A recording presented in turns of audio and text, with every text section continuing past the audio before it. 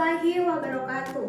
Perkenalkan, nama saya Nur Aisyah dengan NIM 1910046, Prodi Pendidikan Agama Islam dengan mata kuliah Media dan Sumber Belajar PAI oleh dosen pengampu Bapak Dr. Usman SAG MAG.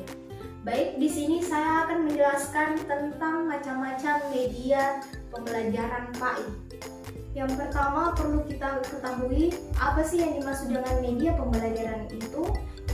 Media pembelajaran secara bahasa, kata media berasal dari bahasa Latin yang merupakan bentuk jamak dari kata medium yang secara harfiah berarti perantara atau pengantar. Sedangkan dalam bahasa Arab, media diartikan wasala yang artinya perantara. Media berarti pengantar pesan dari pengirim kepada penerima pesan. Sedangkan secara istilah, menurut National Education Associative atau NIA, mengartikan media sebagai segala benda yang dapat dimanipulasikan, dilihat, didengar, dibaca, atau dibicarakan beserta instrumen yang dipergunakan untuk kegiatan tersebut. Sedangkan hamali, media pembelajaran adalah segala sesuatu yang dapat digunakan untuk menyalurkan pesan dari pengirim ke penerima sehingga dapat merangsang pikiran, perasaan, perhatian, dan minat serta kemauan peserta didik sedemikian rupa sehingga proses pembelajaran terjadi dalam rangka mencapai tujuan pembelajaran tertentu. Jadi dapat kita simpulkan bahwa yang dimaksud dengan media pembelajaran adalah alat yang dapat membantu proses mengajar dan berfungsi untuk memperjelas makna pesan yang disampaikan sehingga dapat mencapai tujuan pendidikan atau pembelajaran dengan efektif dan efisien. Media pembelajaran pendidikan agama Islam adalah segala sesuatu yang dapat digunakan untuk menyampaikan bahan serta materi tentang agama Islam kepada peserta didik agar terwujudnya kepribadian Muslim yang sesuai dengan nilai-nilai yang terkandung dalam Islam.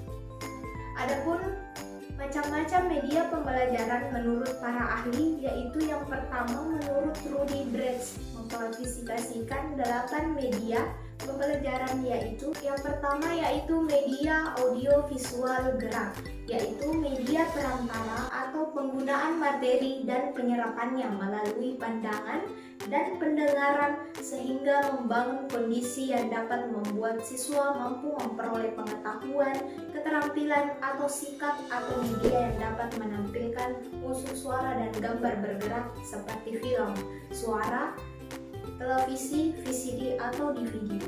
Yang kedua yaitu media audio visual diam, adalah memiliki kemampuan audio visual tanpa kemampuan gerak seperti contoh film, bingkai, film rangkai, slide bersuara. Yang ketiga yaitu media audio semi gerak, yaitu menampilkan suara dengan disertai gerakan titik secara linear dan tidak dapat menampilkan gambar yang nyata secara utuh. Yang keempat yaitu media visual gerak, yaitu menampilkan suara dengan disertai gerakan titik secara linear dan tidak dapat menampilkan gambar yang nyata dan secara utuh.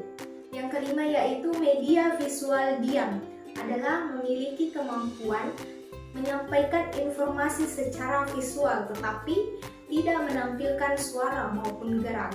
Yang keenam yaitu media visual semi gerak, adalah media visual semi gerak dapat diartikan sebagai media yang memiliki kemampuan hanya menampilkan gambar disertai dengan gerakan secara linear, jadi tidak dapat menampilkan gerakan nyata secara utuh. Media ini lebih fokus pada kemampuan panca indera mata dari peserta didik dalam memahami atau berimajinasi dari apa yang ditampilkan oleh guru.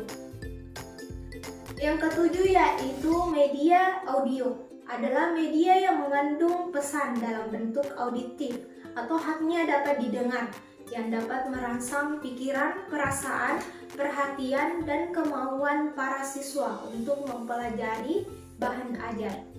Yang kedelapan yaitu media cetak, adalah media yang hanya mampu menampilkan informasi berupa huruf-huruf dan simbol-simbol verbal tertentu dan Yang terakhir yaitu macam-macam media pembelajaran menurut Bright, yaitu yang pertama yaitu media objek.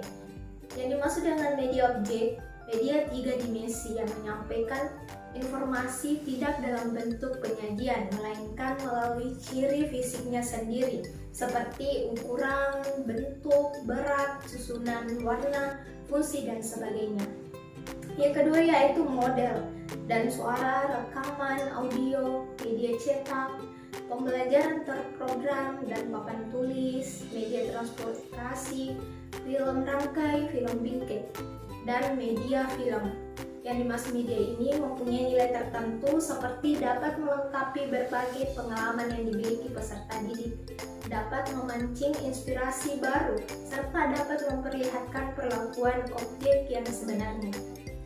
Yang selanjutnya yaitu televisi. Media televisi yaitu dengan menggunakan media ini, materi pembelajaran yang diberikan dapat bersifat langsung dan nyata, jangkauan luas, dan memungkinkan penyajian aneka ragam peristiwa. Yang terakhir yaitu media gambar. Selanjutnya, menurut Koyo Kartasurya yang dikutip oleh Arif Sadirman dan kawan-kawannya, menggolongkan beberapa jenis-jenis media pembelajaran, yaitu yang pertama, media visual meliputi gambar, foto, sketsa, diagram, charts grafik, kartun, poster, peta, dan globe. Yang kedua yaitu media dengar meliputi radio, magnetik, tape recorder, magnetic sheet, dan recorder, dan lain-lain sebagainya. Yang terakhir yaitu projected still media yang meliputi slide, film strip, overhead projector, mikrofilm, microprojector. Selanjutnya projected motion media yaitu meliputi film, televisi, closed circuit television atau CCTV, dan komputer. Itulah tadi presentasi dari saya mengenai macam-macam media pembelajaran PAI. Cukup sekian dari saya. Wassalamualaikum warahmatullahi wabarakatuh.